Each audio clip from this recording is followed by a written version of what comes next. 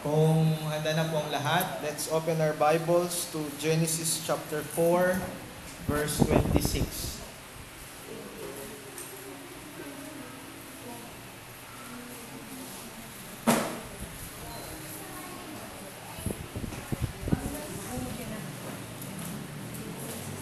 Genesis chapter 4,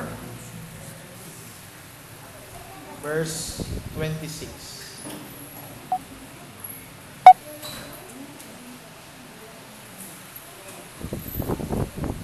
Ang sinasabi dito, to Seth also a son was born, and he called his name Enosh.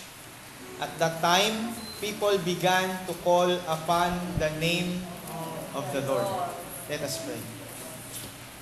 Lord, sa aming pagdidiscuss in regards to the theology of prayer, ang kaisipan o ang sinasabi ng Biblia patungkol sa layunin ng pananalangin, I pray, Lord, na magbukas din sa kaisipan ng bawat isa dito sa amin sa Word of Life para maging tama yung perceptions namin, unawa patungkol sa pananalangin. May our prayers not be selfish, O God.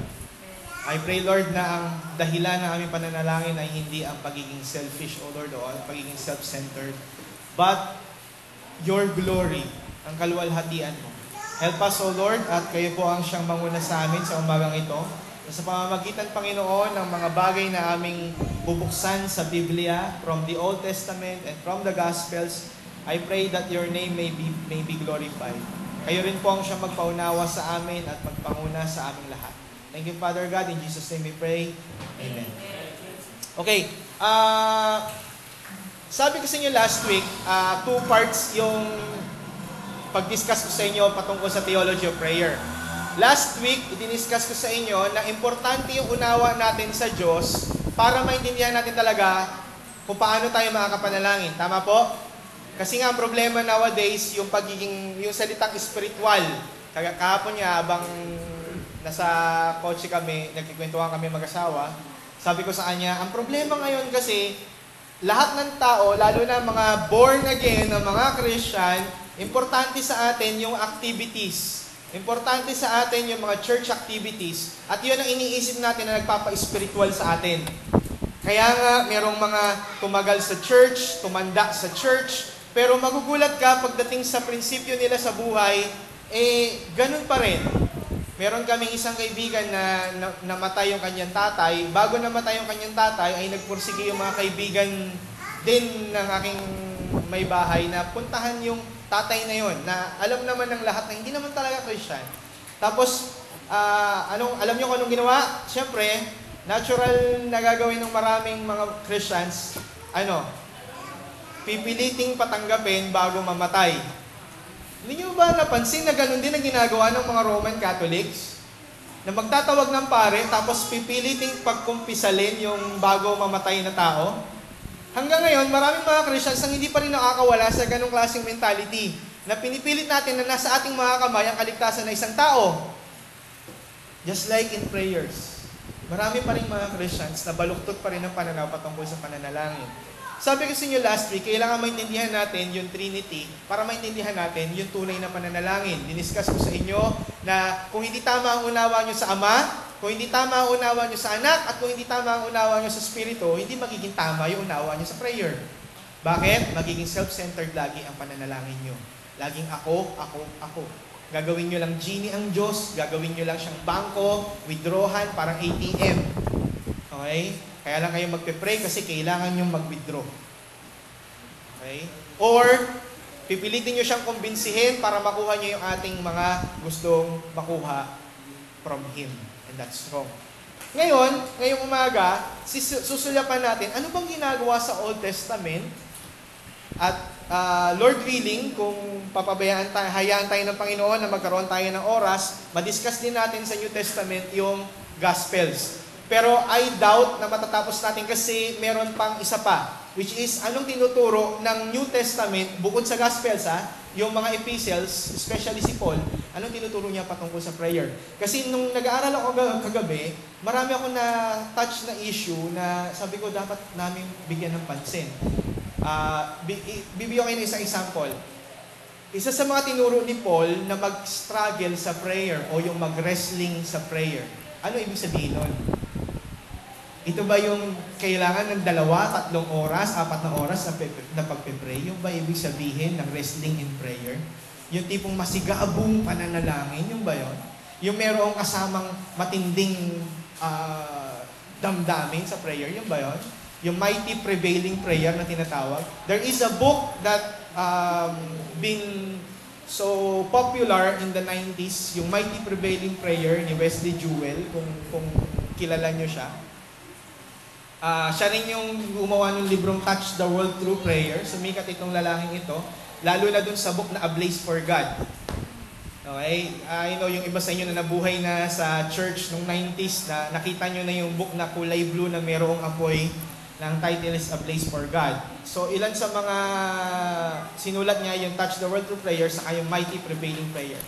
I was one who, kumbaga isa ako sa mga nag-critic nung 90s sa PCBS, nung college pa ako noon, tapos humingi ng tulong sa akin yung isang kaibigan ko sa PCBS. Pwede ko i-criticize yung isang book nila, yung Touch the World Through Prayer. Ang una kong criticism dun sa libro is madaling masira. Natawa sa akin yung taga-PCBS. Kasi hindi yung content yung aking binigyan ng pansin. Kasi baguhan pa lang ako noon. I was still in college. Akala ko, ang aking bigyang pansin is ano ba itsura ng libro. So sabi ko, maliit siya. 90 pages lang na pocket book. Madali siyang basahin. Ang problema lang, madali siyang masira. So yun yung criticism ko na nakakatawa. Okay? Isa pang reason kung bakit sabi ko magkakaroon pa tayo ng isa pang part, which is next week in regards to the theology of prayer. Yung sinabi ni Paul na praying in the Spirit. Ano ba ibig sabihin nun? Ano ibig sabihin ng praying in the Spirit? Marami dito, or marami sa mga Christians nag-iisip kapag sinabing prayer in the Spirit, hindi ikaw ang nag-iisip sa prayer mo. Sino? Yung Holy Spirit na nagpe-pray para sa'yo. Okay? So, doon lumilitaw ngayon yung sinasabing speaking in tongues, yung iba't iba.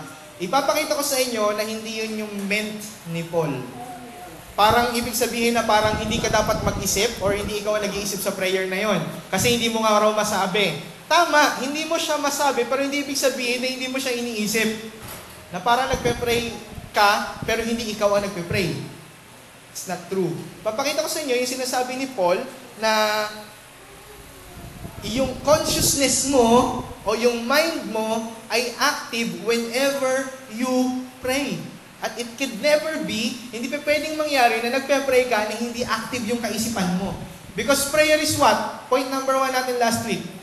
Communication. Paano magiging communication kung hindi active yung kaisipan mo o yung mind mo? Pwede ba kayo mag-communicate na hindi mo iniisip yung communication mo doon sa kausap mo? Pwede ba kayo mag-pray na nakalutang yung isip nyo? Hindi. Bakit? Kapag gano'n, ano nangyari? Halimbawa, may kausap kayo. Tapos yung kausap mo, hindi ikaw ang iniisip, may ibang iniisip. Ano mangyayari? Sabog. Diba? Nga. Even in prayers, hindi pa pwedeng mangyari yun. Diba? Even in prayers, hindi pa pwedeng mangyari yun. Hindi pa pwedeng nagpe-pray ka, pero iba yung nagpe-pray. Yun yung concept. So next week, ko i-discuss yung mga issues, lalo na doon sa mga sinabi ni Paul na maraming nagmi-misinterpret. Especially Corinthians chapter 14, na sinabi doon na yung prayer daw, yung speaking in tongues ay kumbaga praying in the Spirit. So, lilinawin natin. So, yan yung discuss natin next week. Ngayon naman, ipapakita ko sa inyo, in the Old Testament specifically, may 2 bagay kung bakit nagpe-pray nung Old Testament. Okay? 2 bagay o 2 reason kung bakit nagpe-pray ang tao nung Old Testament. Una, ito yung dahil sa may relasyon ang Diyos sa tao. Kaya siya nagpe-pray kasi meron siyang covenant relationship o meron siyang itinalagang kasunduan between man and God. Sino ang nag-initiate? Ang Diyos, hindi ang tao. Bibigyan ko ng example. Unang-una na makikita natin in regards to early stage of the Old Testament, si Abraham. Si Abram. Sino ang nag-initiate ng relationship between Abram and God? God. Kaya nga imposible yung sinner's prayer. Bakit? Sa sinner's prayer, sino ang nag-initiate? Tao. Siya ang nauuna na lumapit sa Diyos. That is impossible. Because even in the Old Testament, si God ang unang nag-initiate ng relationship para ang tao ay makalapit sa Kanya. Okay? Hindi ko pa tapos yung Jeremiah, paumanhin po. Kasi dinadigest ko pa siya ngayon. Hindi kasi ganun kadali pala yung Book of Jeremiah. Kasi yung Book of Jeremiah pala ay 50 years in the making bago niya nagawa. 5 kings ang siyang lumitaw dun sa book ni Jeremiah nang binabasa ko siya. Kasi honestly, nabasa ko na siya before pero hindi ko siya naintindihan ng gusto. Ngayon ko lang dinadigest ng gusto yung Book of Jeremiah. And nakita ko dun sa Book of Jeremiah yung pain ni Jeremiah. Siya yung prophet, pero siya rin yung nakatikim ng parusa ng Diyos. Alam niyo ba yun? Na siya yung nagpropesiya ng galit ng Diyos sa Israel at sa Judah, pero siya rin yung nakatikim ng puot. Tapos hindi lang siya nakatikim ng puot, nagalit din sa kanya ang taong bayan. Kasi every time na nagpa-prophesy siya, minamalas ang Israel. Dumating pa sila sa point na kinain nila yung mga anak nila sa Israel. Tapos ang ending nun, si Jehoiakim, okay, ay nilupig ng Babylon. At si Jeremiah ay binigyan ng offer. Naging contemporaries pala sila ni Daniel. Binigyan pala ng offer si Jeremiah na kung gusto mo, mamili ka. Kukunin ka namin, dadaling ka namin sa Babylon, gagawin ka namin katulad ni Daniel, or mag-stay ka dito sa bayan mo. Alam niyo kung ano sinabi niya? Mag-stay ako dito sa bayan ko. At doon nag-end ang story ni Jeremiah. Pero, bakit ko sinasabi si Jeremiah sa inyo? Kasi nakita ko dito sa Jeremiah, nung sinabi ng Panginoon laging, kung babalik kayo sa akin, kung babalik kayo sa akin, kung babalik kayo sa akin. Laging yun ang laman ng team ng Jeremiah. Okay? Ngayon, nung binabasa ko, bakit yun ang sinasabi ni God? Kung babalik kayo sa akin. Ibig sabihin, ang Diyos ang nagpasimula ng relationship.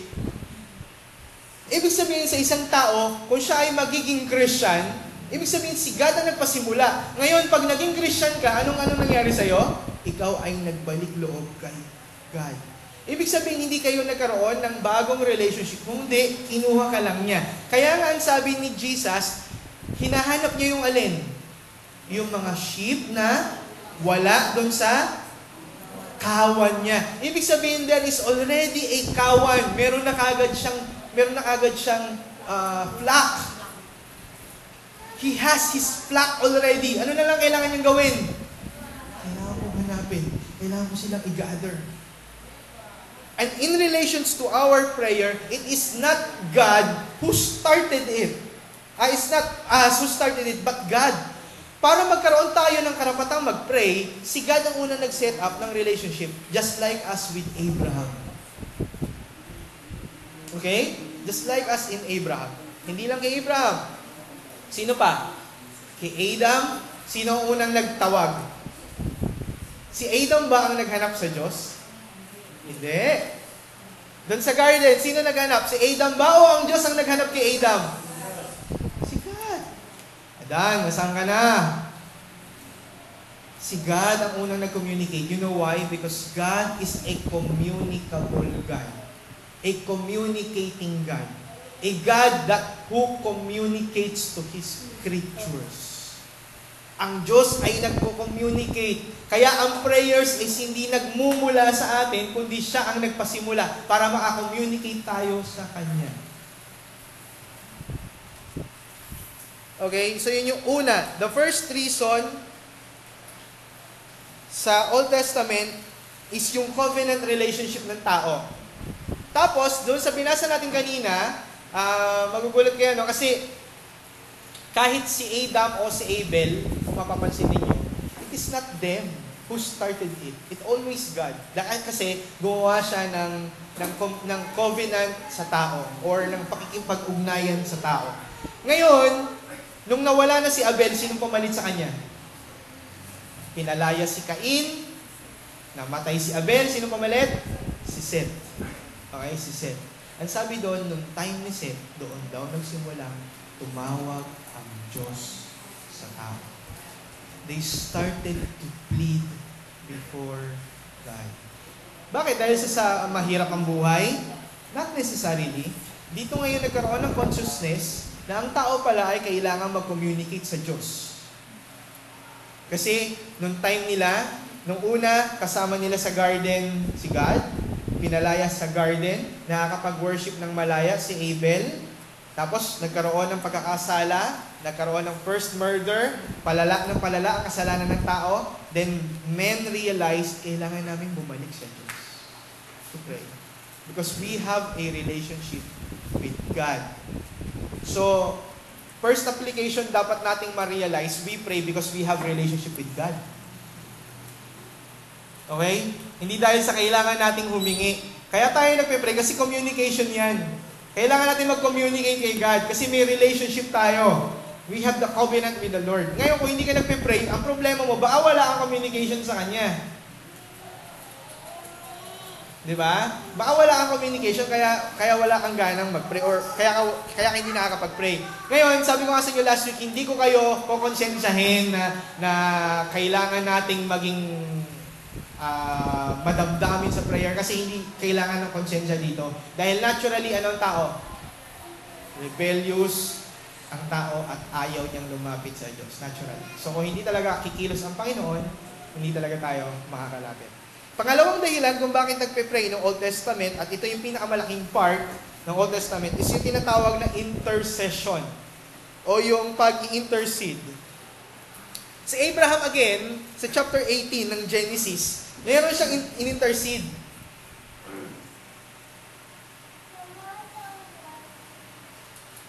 Nag-intercede si Moises para siyang prophet. Para kanino?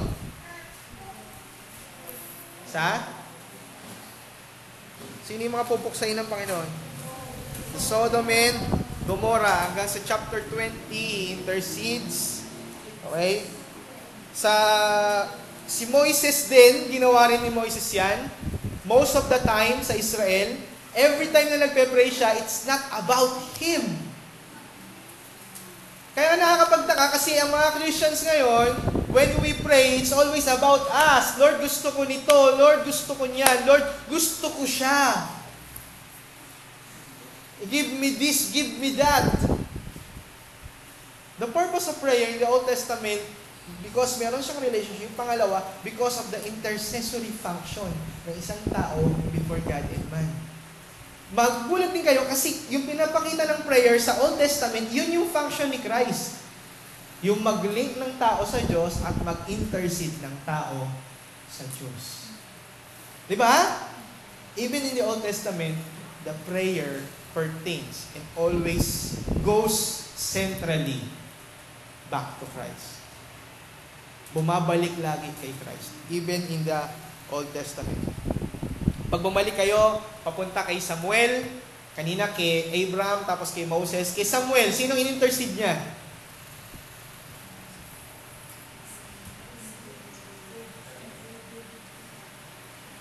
Yung mga Israelites. Kasi anong gusto nilang gawin? Magkaroon ng king. Diba? So siya yung nakikipag-usap in behalf of Israel sa harapan ng Panginoon. Pinakausap niya ang Diyos. So yung prayer ng Old Testament is intercessory o merong patungkol sa pag-i-intercede. Next, bukod kay Samuel, next man is the one who wrote the longest book in the Old Testament, which is Psalms. Si David. Kung babasahin niyo ang Psalms, it is always intercessory. Lagi siya nagpe-pray in behalf of Israel. Sabi ko nga sa inyo, merong mga times talaga na meron siyang sarili niyang damdamin. Pero yun ang nagpapakita na ang prayer is a reaction to God. Kaya nga, kung tatanungin niyo ako, Pastor, masama bang umiyak sa Diyos tapos galit na galit ka tapos ipapanalangin mo na sana puksain sila? Kung tanong niyo tama, hindi tama. Pero kung tanong niyo pwede, pwede. Yes or no? Pwede hindi? Pwede. Si David ginawa niya eh. Pwede. Ang tanong, tama o mali? Mali. Hindi lahat na nakasulat sa Bible, tama. Di ba? Hindi lahat na nakasulat sa Bible, tama. Lahat na nakasulat sa Bible, pwede. At yan yung akto, pinapakita ng Scripture, sinulat yan ng mga authors para maipakita yung tunay na pangyayari. Prayers is our outburst of emotion to God. Kaya nga kung maalala nyo si Paul, diba sabi niya, 3 beses niya ipinanalangin yung alin? Yung pamalo ni Satanas sa kanya, yung turn in the flesh. 3 beses niya pinanalangin. 3. Pero ayaw. Nagkasala ba siya? Hindi. Ibig sabihin, pwede niya ipag-pray. Lahat ng pwede niya ipag-pray. Diba?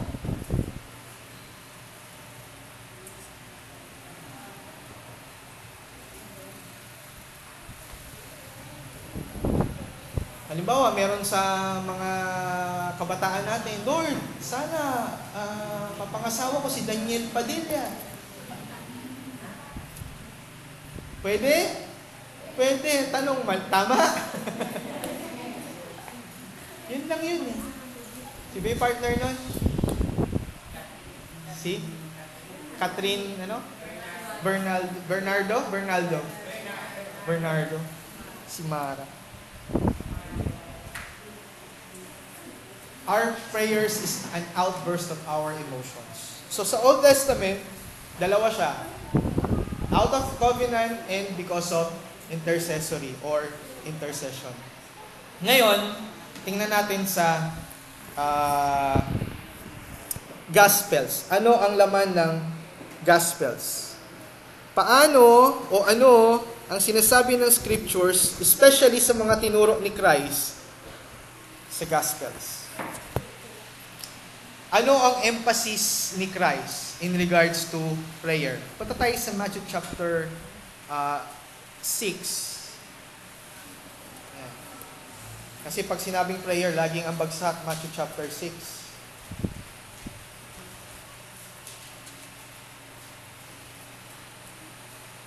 Sana matapos natin.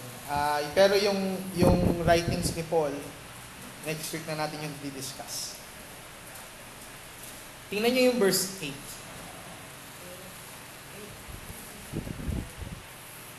Ano sabi? Do not be like them, for your Father knows what you need before you ask Him. So ano pa to? Bakit pa pala tayo nagpe-pray, Pastor? Alam na pala ng Panginoon kung ano ipagpe-pray natin.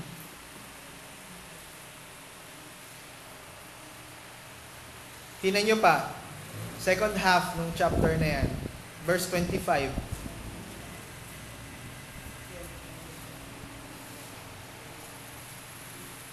Verse 25 to 33. Therefore I tell you, do not be anxious about your life, what you will eat or what you will drink, nor about your body, what you will put on.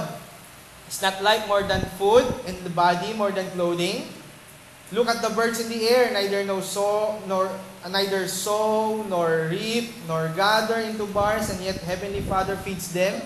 Are you not more valuable than they?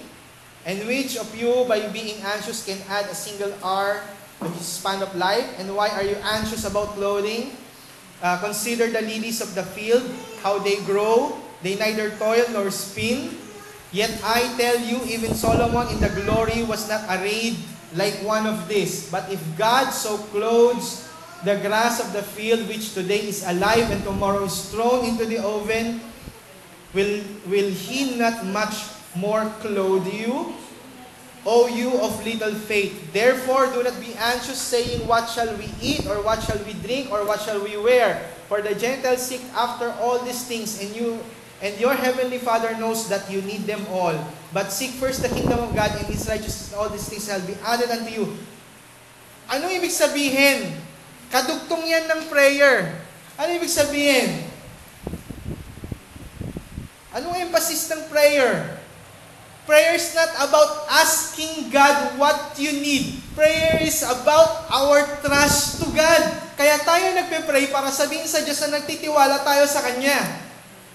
Kaya tayo lumalapit sa Kanya. Kasi alam natin na siya lang ang pwedeng tumulong sa atin. Yun ang purpose ng prayer.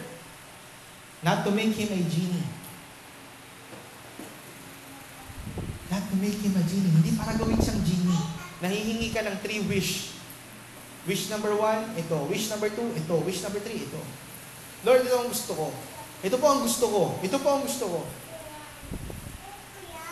Kaya kapag sinabi ng Panginoon, ayaw ko yan sa'yo, downhearted tayo.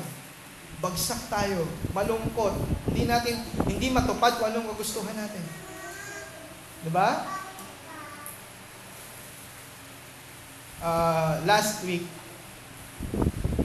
kasi sa ilang taon ako sa DTI, lagi kami merong natatanggap kay GMA.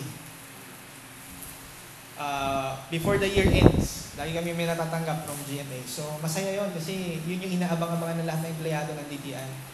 Last week, 2 weeks ago, before the year ends, 3 weeks na pala, 3 weeks ago, before the year ends, nagkaroon ng meeting sa office. And isa sa pinag-usapan, together with the mga heads, is kasama sa agenda ni Pinoy is mag-cut ng budgets. So, yung binibigay sa amin, sabi noon, siguro mga, hindi lang half, hindi lang 1/4, siguro mga, kung 100% siya ang nabibigay sa amin, siguro mga 20% na lang or 15% na lang ng dating natatanggap namin. Tapos, yung dating binibigay sa amin ay ibibigay sa mga best performing agencies. Tapos, sa best performing agencies na yon, 35% lang na makakatanggap. So, sabi namin, halimbawa, ang DTI ay makuha, papayag kaya sila na ang DTI main ay hindi makakuha, tapos ang NCR ay makakuha? Number 2, papayag kaya sila, halimbawa sa NCR, papayag kaya sila na makakakuha yung mga nasa rank and file, tapos yung mga boss hindi? Kasi 35% eh. Alam ka namang mauna pa yung mga nasa rank and file kaysa sa mga boss. So sabi namin, tigilan na yan. So sabi ko sa mga kasamahan ko, alam nyo, ano lang yan eh, napaka-subtle way lang yan, pero sinasabi lang nila na huwag na kayong umasa. Yun lang yun. So, kailangan lang natin tanggapin yung totoo. Huwag na lang natin siyang asahan. Bakit? Una, mag-i-election sa Mayo. Kailangan ng pondo. Okay? So, lahat ng savings na pwedeng makuha, makalap, kakailanganin yan. So, tigilan na natin yung umasa ng masyadong malaki. Kasi, kailangan nila. So, sapat na sa atin, lalo na sa mga kaibigan. Sabi ko, basta ang importante, hindi tayo pinababayan ng Panginoon. Okay na yun. Hanggang doon na lang tayo. Okay, so tanggapin ang katotohanan. The reason why Jesus teach them these things, balik tayo sa topic, is for them to trust God, hindi para humingi ng humingi, kundi para ipakita na kailangan nila magtiwala sa Diyos. If you would look to Matthew chapter 7, yun na yung 7, verse 7 ulit.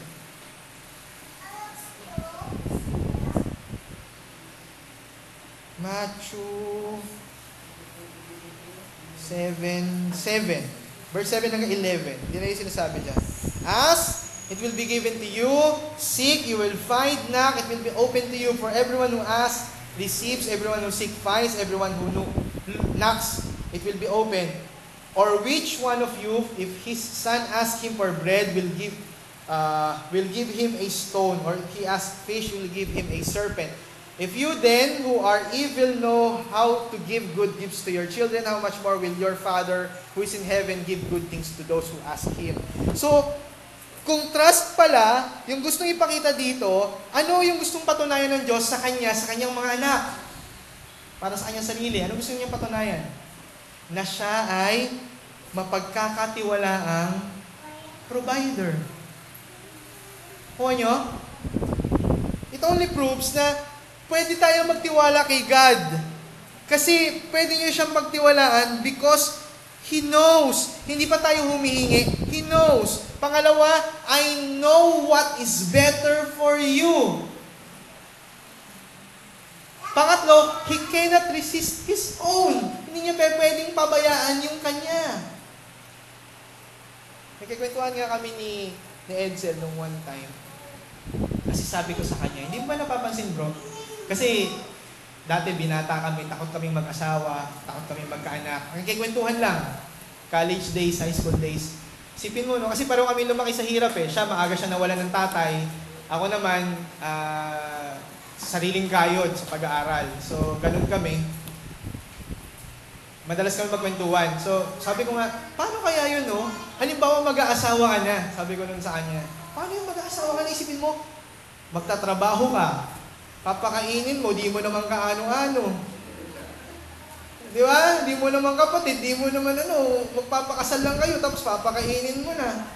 Tapos magkakaanak kayo, dadagdag yun sa papakainin mo, mauuga kayo ng bahay. Lalaki pamilya nyo, gagastos kayo. Pag nagkasakit, pag nagpaaral, gagastos kayo.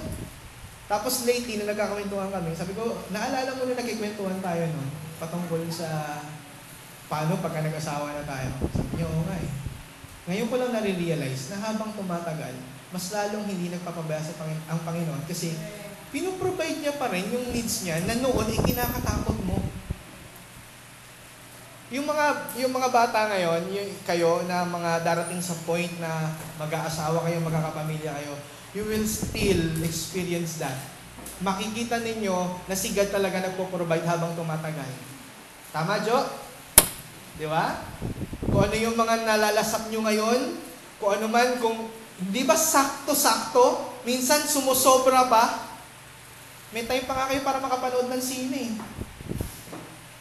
Di ba? Nakakapag-internet pa kayo, nakakapag-Facebook pa. Di ba? There are times na talagang maayos pa rin at maganda pa rin ang pagpuprovide ni God. It only proves sa ating prayer, hindi lang tayo humihingi kasi humihingi tayo. But the purpose of prayer is for us to trust God because He is a great provider. He knows what is better and He loves His own. Hindi niya pwede pabayaan yun. Second purpose ng prayer, kung bakit tayo tinuruan na mag-pray at kailangan mag-pray, is for us to forgive. Bakit? Anong tinuro sa atin in regards to prayer patungkol sa forgiveness? Forgive us our debts as we forgive our debtors. Sa prayer, pinamumuka sa'yo ng prayer kung sino ka whenever you pray. Ewan ko sa inyo, pero ako every time I pray, lagi akong kinikilabutan at natatakot. Kasi I know, ang dami kong kasalanan sa harapan ng Panginoon.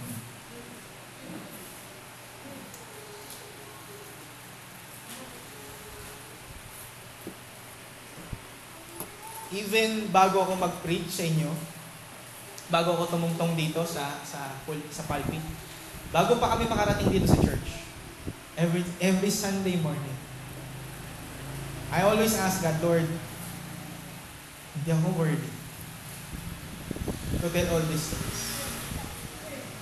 No one is worthy. Help us, Lord. Kaya it's only His grace. Kaya tayo nakakarinig ng preaching.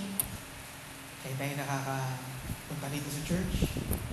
Sabi ko nga sa inyo, few Sundays ago, we are all hypocrites. Sa totoo lang. Kasi alam natin, we are struggling. Marami tayong kabuktutan sa harapan ng Panginoon. And prayer leads us to ask for forgiveness and to forgive others. Kung hindi mo kayang magpatawad ng iba, it only proves na hindi ka napatawad rin ng Diyos. Bakit? Hindi mo kayang magpatawad. Baka hindi ka pa rin napatawad. Ba't ganun? Kasi ang tunay na panalangin, it leads you to forgive others because God forgave you. Diba? Tinuturuan niya tayong magpatawad kasi pinatawad niya tayo. Kung ang prayer is just supplications, bakit ganun? Actually, nagulat ang mga Jews whenever they pray. Kasi, doon sa isang book na nabasa ko, patungkol sa prayer and theology, isang binanggit doon is, ang prayer ng mga Hudyo, never silang tumatawag kay God na Father. Tama po ba, Sister Bitay? Hindi tinatawag ng mga Jews si God na Father. No? Hindi, no? Bawal sa kanila yun. Yung Aba, as in Father God, bawal yun. Hindi nila tinatawag si God na Father. Aba yung Papa nila. Oh, Papa nila. Pero nila pwedeng tawagin Papa si God. Babatuhin sila no pag tinawag ng Papa God. Di ba? Tapos, ang ginawa ni Jesus, bigla niya tinuro sa kanila, kasi nung sinabi ng mga disciples, Lord, teach us how to pray. Sabi niya, this is how you should pray. Abba, Father, or Ama namin. Diba? Boom! Shock silang lahat. Tapos, in the middle of their prayer, biglang sinabi doon, forgive us as we forgive whose sins against us. Hindi yun nalalaman sa kanilang prayer, pero inilagay ni Jesus sa prayer na tinuro sa kanila. That's why ang daming mga Jews na galit kay Jesus. Anong ibig mong sabihin? Pakasalanan kami? Bakit? Because the Jews never forgives those who sins against them. Kaya nga nila pinapatay si Jesus kasi hindi nila mapatawad si Jesus sa ginawa. Hindi nila kayang tanggapin yun. Nagmumukha silang makasalanan. That's why whenever we pray, nagmumukha tayong mga makasalanang lahat. Kaya kailangan tayong magpatawad. Kaya nga ang prayer ay punong-puno ng humility. Pero pansinin niyo yung mga prayer natin, anong laman? Di ba? Puro self-centered eh. Hindi nga natin nakikita, Lord, ano ba itong ginawa ko? Di ba? Whenever Jeremiah prays, whenever Daniel prays, laging yun naman nila yung kasalanan namin, patawarin mo po kami. Mababa kami sa harapan mo. Laging yun yung mga laman ng prayer nila, pero our prayers is not. Pangatlong reason why Jesus taught us to pray in the Gospels is yung tinatawag na persistence.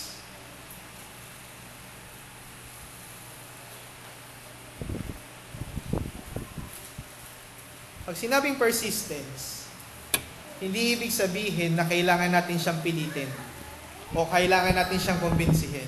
Meron isang parable sa Luke chapter 11. Tingnan niyo yung Luke 11 verse 5. Mali ang intindi ng marami dito.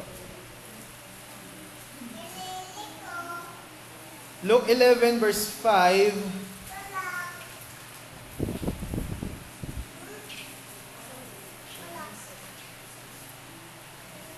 Ano yung parable na yan?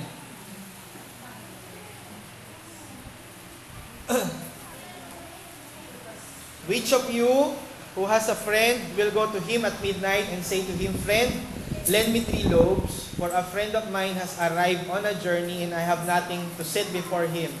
And he will answer from within, Do not bother me, the door is now shut, and my children are with me in bed. I cannot go up and give you anything. I tell you, though he will not get up and give him anything because he is his friend, yet because of his impudence, he will rise and give him whatever he needs. Nagmumuka ito na parang kahit na hindi kalooban ng Diyos, ay ibibigay kasi nagpupumilit tayo. Hindi ba pwedeng maging kontra ang kalooban ng Panginoon or yung salita niya from one way to another? Parang nagmumukha na, halimbawa, ang kalooban ng Panginoon kay Jig ay si girl number 1. Pero ang gusto niya ay si girl number 2 para mapangasawa. Allow me to use you as an example. So, ang gagawin ni Jig ay ipagpe-pray niya, magnunubena siya. Okay? So, every morning, 5 a.m., gigising siya tuwing umaga at luluhod sa gilid ng kama, magpe-pray ng 1 hour at magbabasa ng 3 chapter sa Psalms para ibigay sa kanya. Tapos, pag tama na yung oras, sasabihin ni God, sige na nga, ang bago ng isip ko, bibigay ko na nga sa'yo. Para kasing ganun yung dating. No? Ibig sabihin, kailangan nating mag-persist kay God in prayer. Pero hindi ibig sabihin na kaya nating kumbinsihin ang Diyos. Okay? Ibig sabihin, hindi ibig sabihin na parang kaya nating baguhin yung pag-iisip niya. Bakit? Bakit ko sinabi yun? Tingnan niyo yung verse 9. And I tell you, ask, it will be given to you. Seek, you will find. Knock, it will be open to you. For everyone who seeks, yun lang yung gustong sabihin dito. Ang gusto lang sabihin, hingin mo, ibibigay ko. Pero laging nakaugnay yan dun sa mas better yung ibibigay ko. Or yung mas better yung alam ko. Bakit? Kasi verse 11, anong karugtong? Hindi siya magbibigay ng bad thing. So, hindi yan patungkol sa pagalingan mag-pray or pahabaan mag-pray para ibigay yung gusto nyo. No! Lagi pa rin nakaugnay yan sa kung anong kalooban niya. Pero ang tanong, gusto nyo mag-persist tayo? Yes! No questions asked. Gusto nyo mag-persist tayo sa prayer. Okay? Finally, ang pinakahuli kung bakit tayo tinuruan na mag-pray is communal. Para mag-commune. Matthew 18, commune with one another. Community, from the word commune, galing yung salitang community, para sa isa't isa. Just like as the Old Testament, kailangan natin na mag-intercede. Sa New Testament, tinuro rin yan ni Christ para mag-commune tayo sa isa't isa. At tingnan yung Matthew 18, yung patungkol sa pagdidisiplin. Verse 19, again, I say to you, if two of you agree on earth about anything they ask, it will be done for them by my Father in heaven. The reason why we pray is to agree with one another. That's why we ask somebody, please pray for this thing. Please pray for this thing.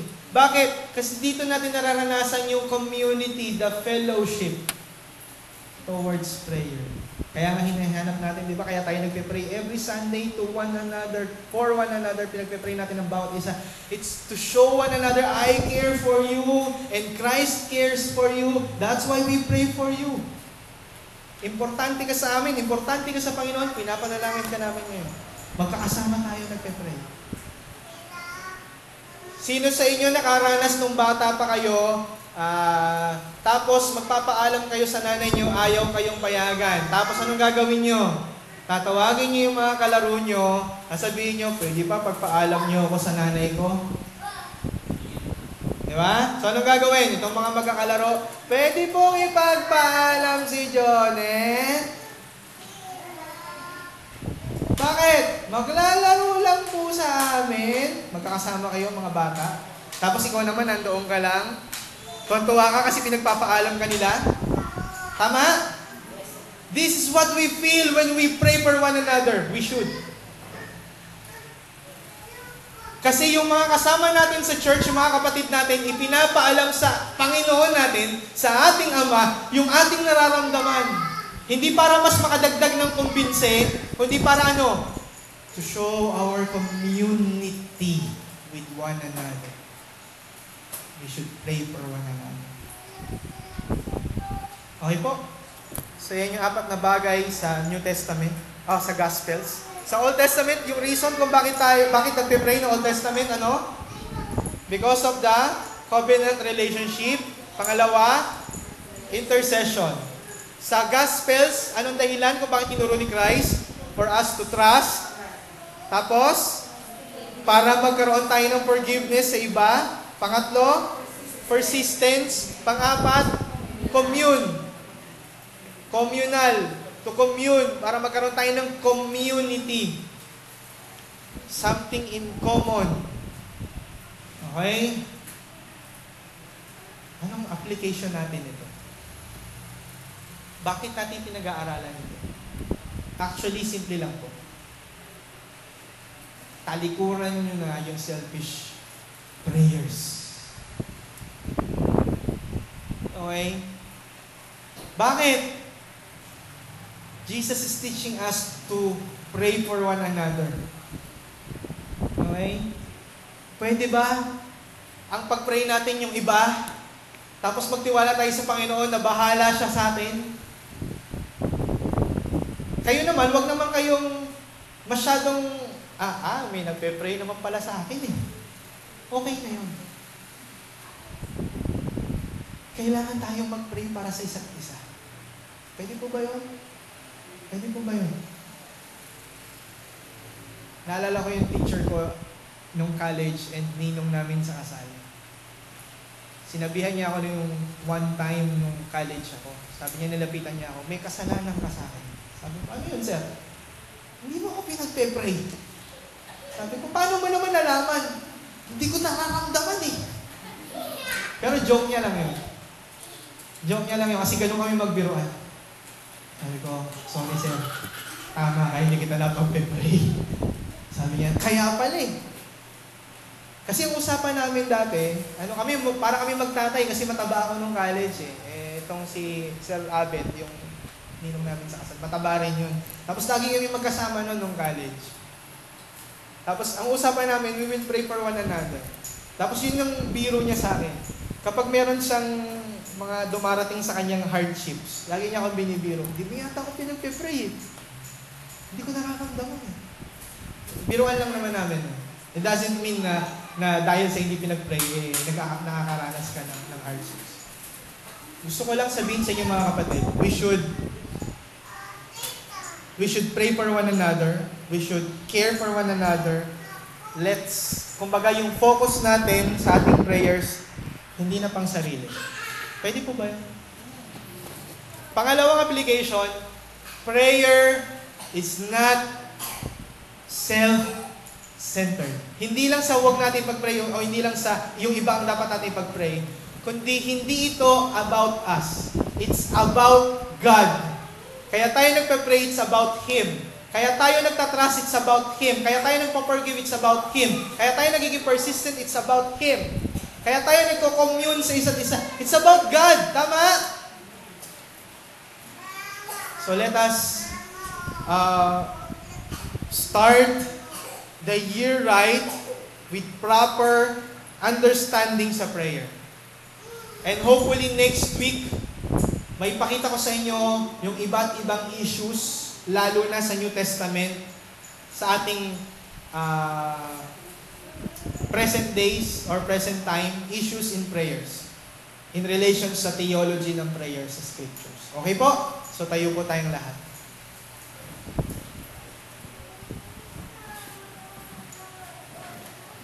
Mga kapatid, start nyo na to pray for one another.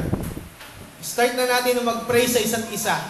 Have your notebooks. Ask one another dito tuwing Sunday, ano gusto mong pag-pray ko sa'yo? Ano gusto mong pag-pray ko sa'yo? Ganyan yung gawin natin every Sunday. Bukod sa nagpe-pray tayo dito. Let's take it as our personal ministries to pray for one another. Okay? Tapos, lagi natin isipin, hindi tayo nagpe-pray para sa sarili natin. It's about the Lord. Kailangan tayong magpatawad, kailangan tayong mag-persist, kailangan tayong mag-trust, at kailangan natin mag-pray sa isa't isa. Para sa isa't isa. Let's pray. Father God, I pray na kayo po at siyang tumulong sa amin. Thank you for your words. Thank you for the examples in the Old Testament, Lord God. That their prayers, it's about because you have a covenantal relationship with your people. At dahil sa intercessory function namin or ng tao before you, kaya sila nagpe-pray. I pray that na maging ganun din kami, Panginoon, magkaroon kami ng ganung klaseng heart to intercede for one another. Also in the New Testament, Lord, in the Gospels, you taught us through the Lord Jesus Christ's Word that we should trust you because you already know what we need and you know better than we do. And you will never give bad things to your people. You love your own. Kaya nga, Panginoon, please, ikaw po ang siyang kumilos, Panginoon, sa aming mga puso. commune, Lord God, to pray for one another, to be persistent and to forgive, O God, because of prayer. Because of what prayer is doing in our lives. I pray, Lord, ang bawat isang mananampalataya dito sa Word of Life ay maging tama ang perception in regards to prayer. And every time we pray, it should not be a self-centered prayer. It should be a Christ-centered prayer. It is you who is important because you already knew what we need. What we need. Thank you, Lord God. And salamat po. I pray na manatili ito sa puso ng bawat isang mananampalatayang naririto. I pray, Lord, i-correct niyo po kami. Iayos niyo kami sa aming perception sa prayer. Thank you, Father God. In Jesus' name. Amen.